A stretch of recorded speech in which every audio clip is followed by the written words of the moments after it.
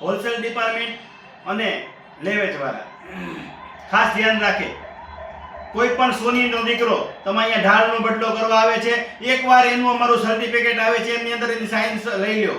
પછી કાલે ની અહીંયા ચોર આવે એવું હશે તો એ સોની તમારી પાસે લઈને આવશે બદલો કરાવવા માટે.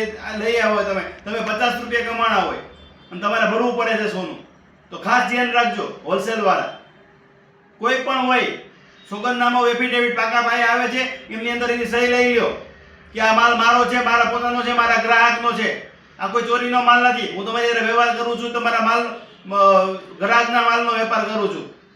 એટલે સંપાની તમારી કોઈ પણ જાતની જવાબદારી બને નહીં. પછી પાછળથી તમે એમ કહો છો કે હું સોની આવ્યો છે અને સોની પોલીસને લઈને આવ્યો છે. ખાસ તમારો કાયમીનો કોઈ પણ વેપારી હોય, વેપારીની દુકાન જોવાનું ખાસ ધ્યાન રાખજો. દુકાનમાં હોય ખોટે ખોટા વિઝિટિંગ કાર્ડ છપાવીને તમને બતાવી દે કે હું વેપારી છું. આવું ના કરશો. જાણીતો વેપારી જોવો, એની ઓળખાણ માગો. ઓળખાણ વગર ખાસ લેશો નહીં કોઈ પણ.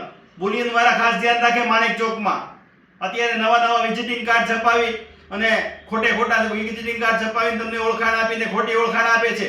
આવા બનાવ મારી પાસે 4-5 આવ્યા છે. કોઈ પણ વિઝિટિંગ કાર્ડ લઈને આવે એની ઓળખાણ લ્યો અને એકવાર તમે એની અંદર અમારું સોગંદનામું આવે એમાં લખાણ કરી લ્યો સાહેબ, અને પછી તમે એમ કહો નિલેશભાઈ મદદ કરો, પછી અમારે દોડવું પડે, એ ખોટું છે.